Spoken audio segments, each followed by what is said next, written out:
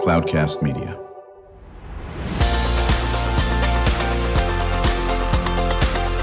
Drew Schlosberg Spotlight on the Community Show, amplifying the voices of social impact organizations, entrepreneurs, local nonprofits, and other community champions who shape the culture, creativity, and connectivity of San Diego.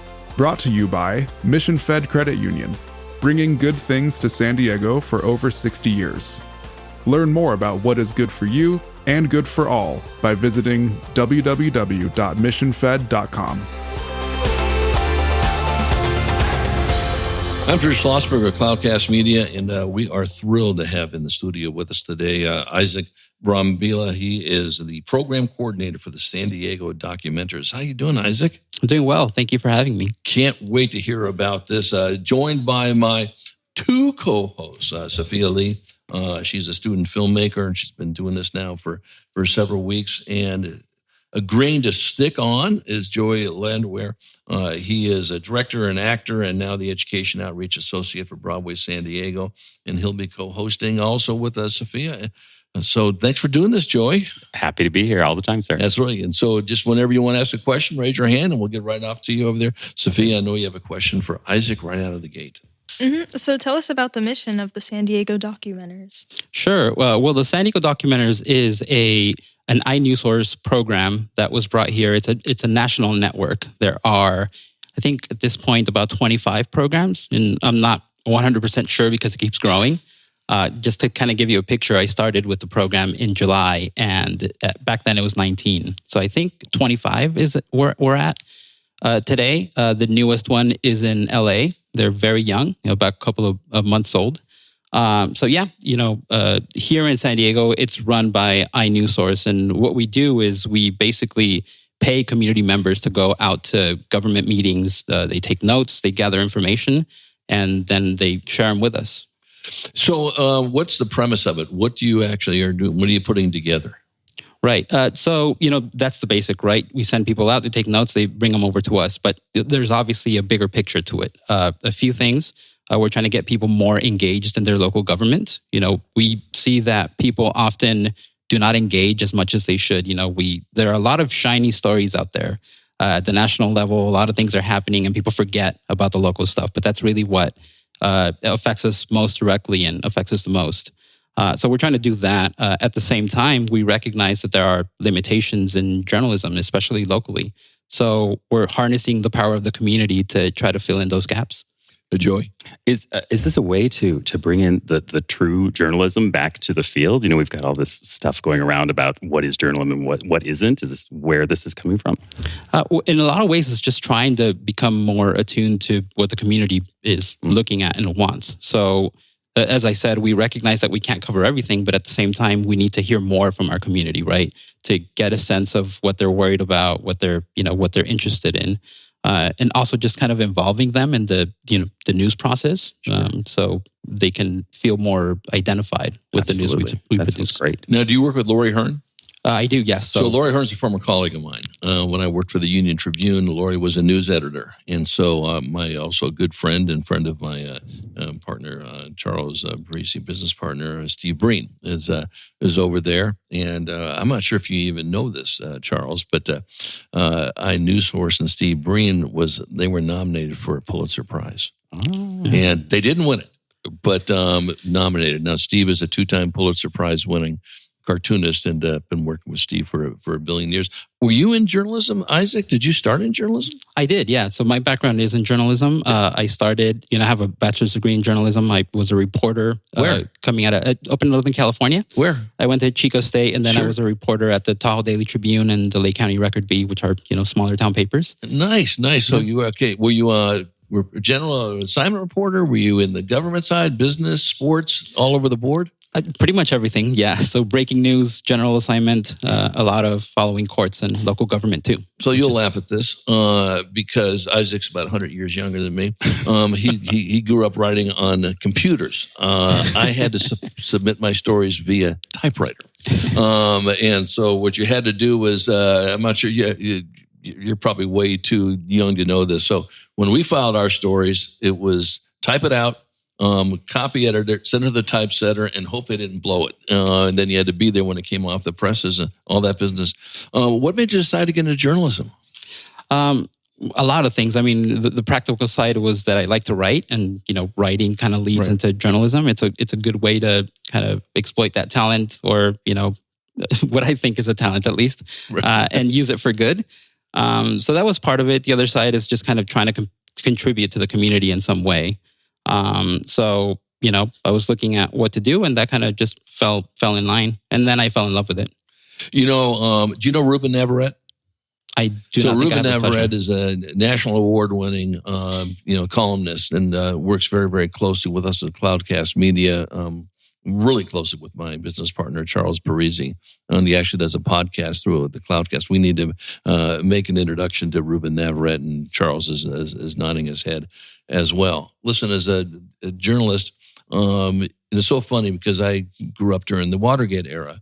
But I told people, listen, I always wanted to be a journalist, a sports writer. That's what I was before Watergate. In '74, they had more people that, enrolled in J schools because of Watergate and that aspect of it. So, Sophia, you are a filmmaker. You have a keen eye for stuff. How important is journalism to your generation, whether it's newspapers or broadcast? I think journalism is extremely important, especially in today's climate, and also journalism that is investigative, that gets to the point, that informs its viewers. You mentioned that it's very community-based journalism and fulfilling the community's needs. It's also very important for film. I think that a lot of journalist majors and film majors actually switch. They always want to be the other. But film is important because it creates empathy through fictional stories. A lot of time it's just reflecting society and what's going on right now. Journalism does that in a much clearer way, and it makes it very relevant. So I kind of have a question. How do you keep journalism relevant when social media and TikTok and scrolling is vying for everybody's attention, when journalism isn't hyper entertaining? As you probably know, it's very difficult, right? Mm-hmm. People don't necessarily always pay attention to the things that are supposed to be important to them or for them. But you just kind of keep trying new things. We live in an age where we have all kinds of different tools at our disposal.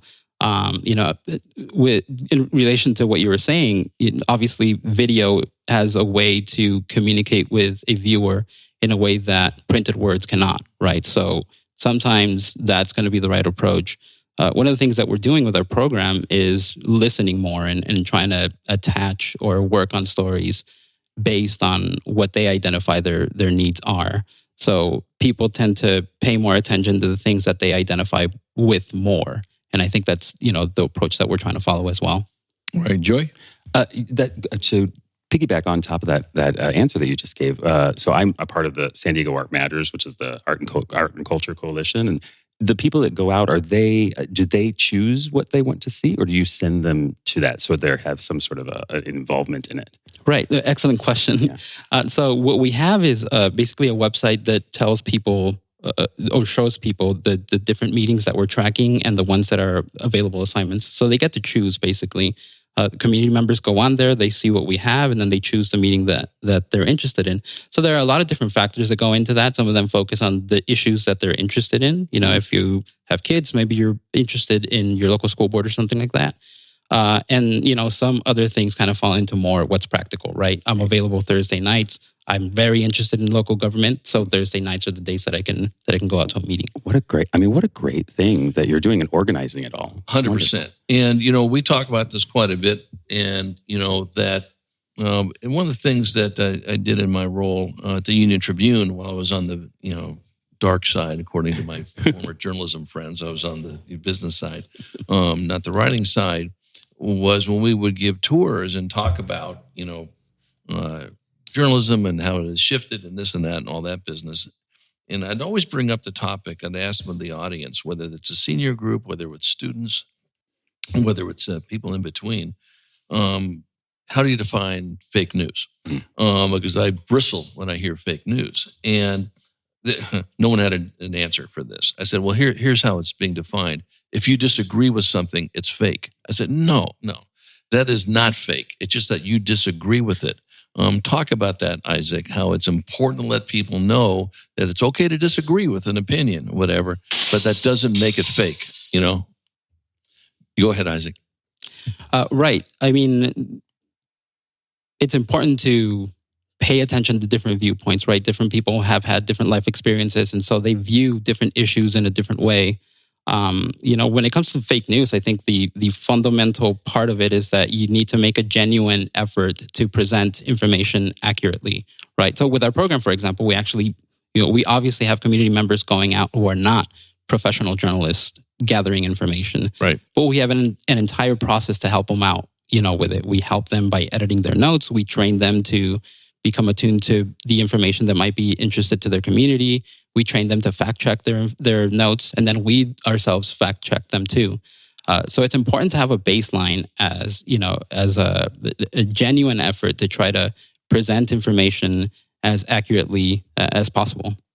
Yeah, I think what's so important in this area. I think it's great that you're doing this.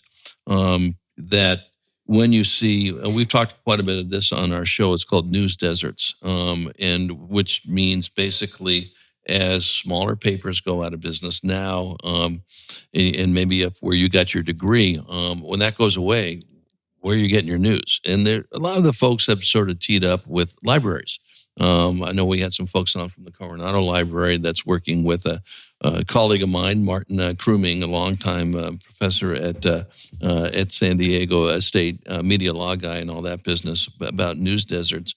But yeah, I'm always, just focused on folks, like that's Sophia's age. Not that we're ignoring how old. Well, I'm older than all you guys. You could have your age, Joey and Isaac, and I'm still 10 times older than that.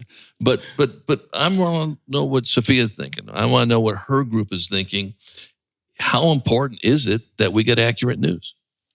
I think it's extremely important, especially since everything as far as social media is getting so far away from centrism. Not that varying from the centrist stance is bad. It's just that things are so extreme and you're only getting the information that aligns with your beliefs and you're in a little bubble of your own thoughts.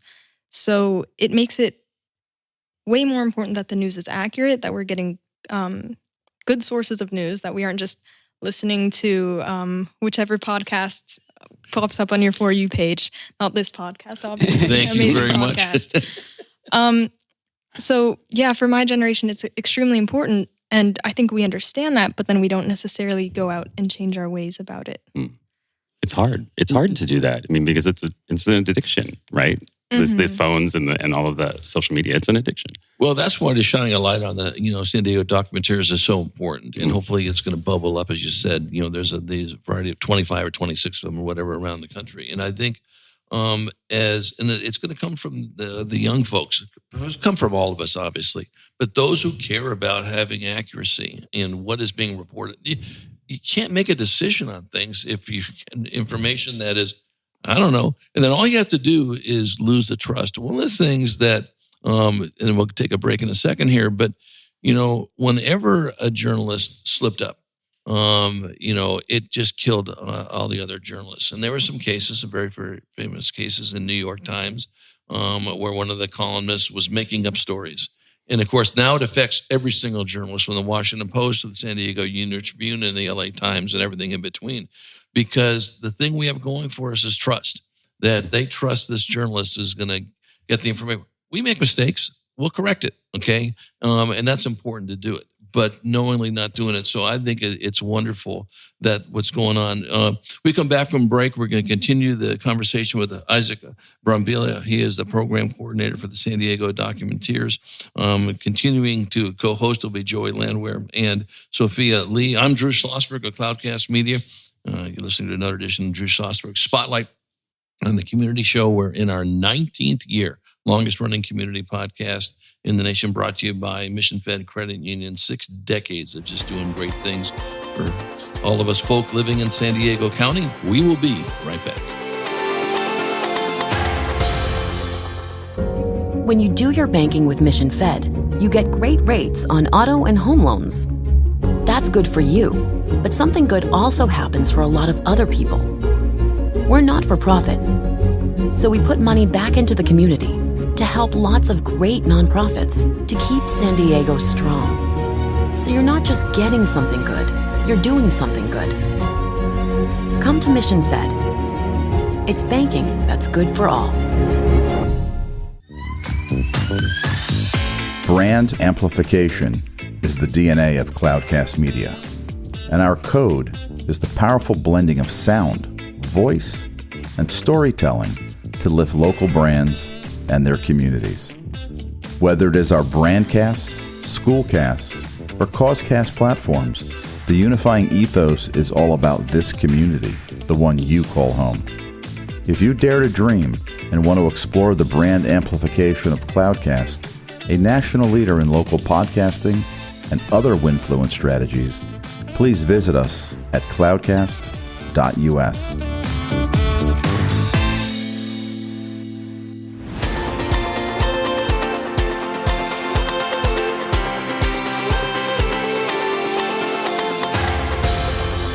Hi, this is Joey Landwehr, and I'm here with Sophia. And this is Drew Schlosberg, Spotlight on the Community, leading the voice, lifting the community champion for 19 years, brought to you by Mission Fed Credit Union. Drew had to exit stage left for a little bit, so we're here talking with Isaac Brambila from the San Diego Documenters. He's the program coordinator there. And Sophia, did you have a question to bring to him at first? Yeah, so I was wondering, how can the community get involved with your organization? How can they be involved even if they aren't the ones taking notes at these political meetings? Sure. So anybody's welcome to join. We're looking for everybody. We have, younger people. We actually partner with San Diego State and San Diego City College. So, there's a lot of students who participate, and any member of the community who's interested can participate as well. Our website is sandiegodocumenters.org. They can find information there, as well as an inewsource.org, which is, again, our news organization that runs the program. So basically there, they can go in, they can sign up. We do train them, and they do have to be trained in order to participate. So, they can go in there. There's a schedule in there for them. The next one is May 19, which is this coming week. And we train them on anything, on everything that they need to learn. So general information about how local government works. They get training on how to take notes, how to edit, how to fact check, how to record, a lot of different things so that they're ready when they head out there to those meetings. That's great information to have for the rest of what you do in your own other careers. But my question to you is, do you have any situations where you have people come in with their, we all have bias, we all have what we believe, and you train them how not to utilize that bias in what they're reporting back? Yeah, I mean, that's obviously a challenging thing, right? Everybody goes in. Usually the people who are interested is because they already kind of have some notions about what is going on around town. We do, tell them that everything that you do has to be fact-based. So they're there to record what happens at the meetings, basically. Yeah. And so just the fact that the assignments, which is what we call them, are so focused on gathering the information that comes from those meetings. Sure. It often keeps them from, interjecting more personally or more opinion based. Yeah, it's so hard to do. I mean, our world is now about opinions, speaking, talking heads and all of that. So real journalism comes from us. I think it's what you're teaching everybody. Yeah, I mean, it basically is reporting. They go out, they gather the information, they take notes, they take quotes. They need to have a recording as well of the meeting so we can fact check. And, basically they're doing everything that a regular reporter would do with the exception of putting the story together. Wow. It's so great. I want to be a part of this now. I will be looking at the website. I'm so interested in this.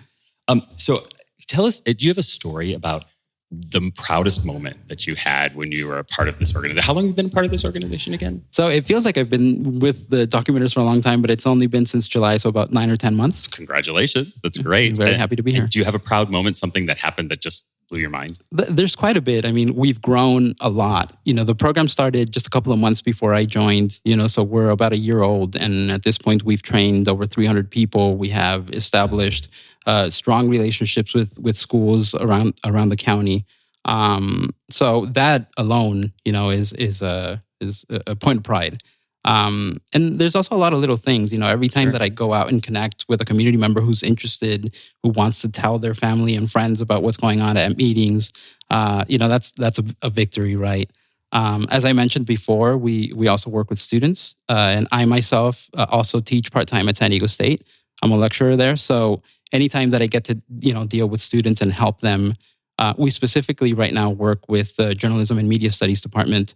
So anytime we get to help future journalists kind of start honing their skills, that's pretty awesome as well. That's fantastic. And one more thing, Yeah. we this semester, because it's tied to the school year, we actually had 2 interns at inewsource who were initially documenters, and they're also San Diego State students. So just kind of seeing that progression, from them becoming documenters and then becoming actual reporters at our organization, putting stories together, and even working with KPBS, who's one of our partners as well, Wow. has been very gratifying. So there's a potential pathway to employment as well throughout what you're doing. Yeah, there is. A lot of skills that are learned. Getting a sense of just how local government works, which is not Huge. the easiest thing to learn. Yeah. Yes. I myself, I mentioned that I was a reporter in the past, and some of my first stories were covering local government. And when I went out, I had really no idea what I was doing. So it took experience really to learn that. So they get to kind of do it little by little with our program. It's incredible. Sophia, did you have anything to ask?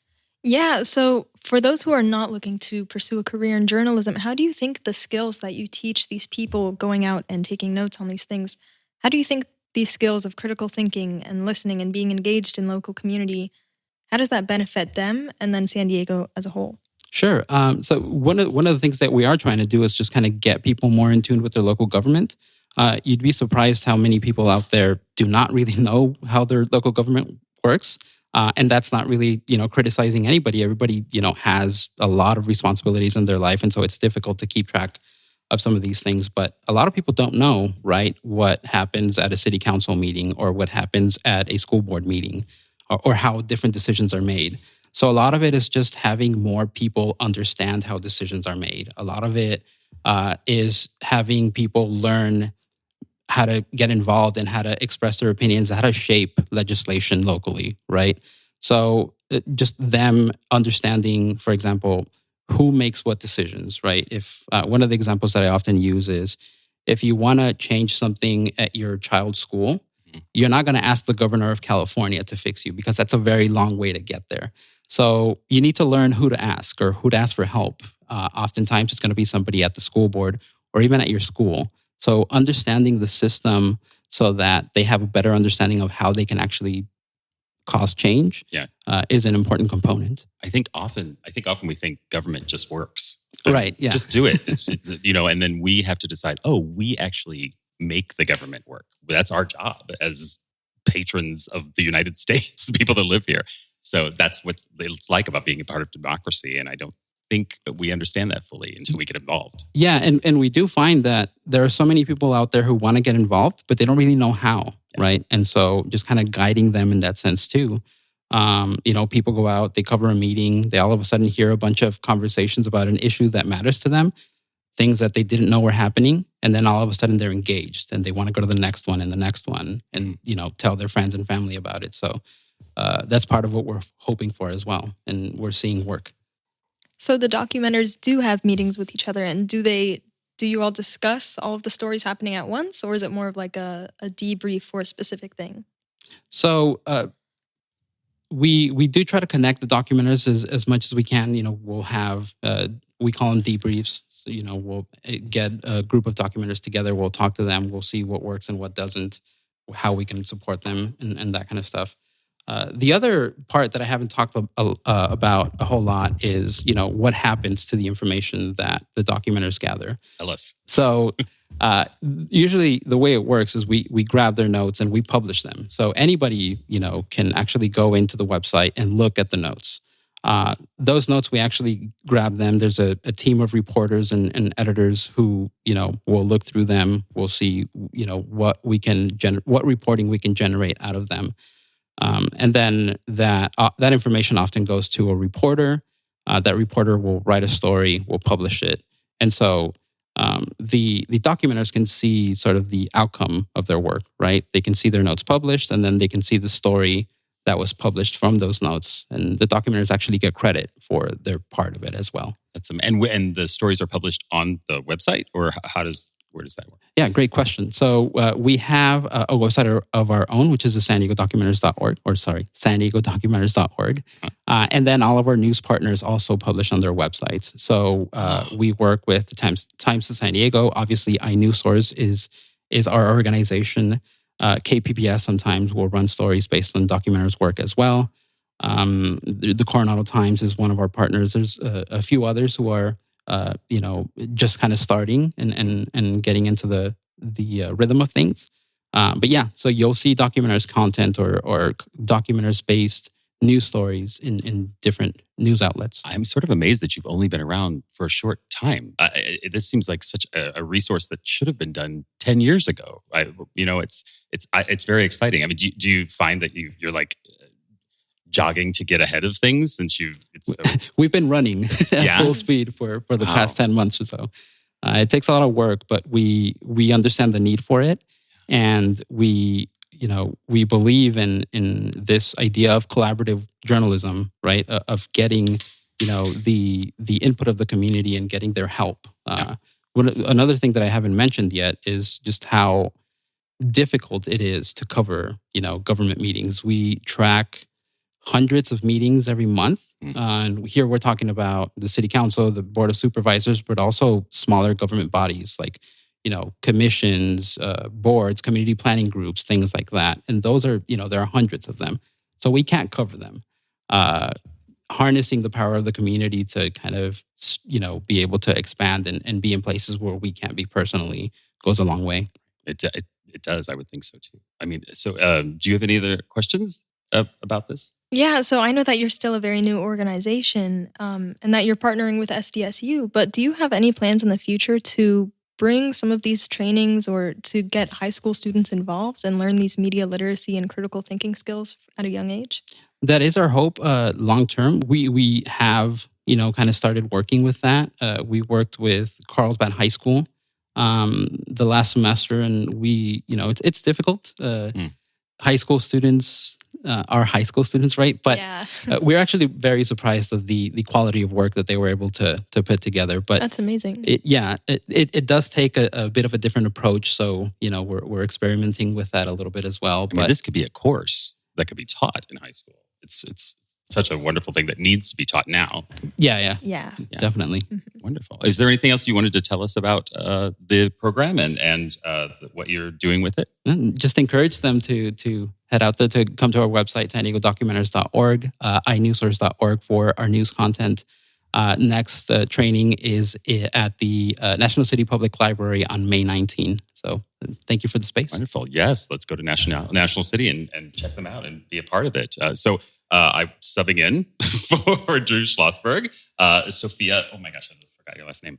Lee. Sophia Lee and Joey Landwehr, and we were here with Isaac Brambila from the program coordinator from San Diego Documentaries, and we thank you all for listening to us. Drew Schlosberg's Spotlight on the Community, brought to you by Mission Fed Credit Union, being here for 19 years, doing the longest standing podcast ever in San Diego, ever. Thank you very much. Thank you. You've been listening to an episode of Drew Schlosberg's Spotlight on the Community show, amplifying the voices of social impact organizations, entrepreneurs, local nonprofits, and other community champions who shape the culture, creativity, and connectivity of San Diego community. Brought to you by Mission Fed Credit Union, bringing good things to San Diego for over 60 years. Learn more about what is good for you and good for all by visiting www.missionfed.com.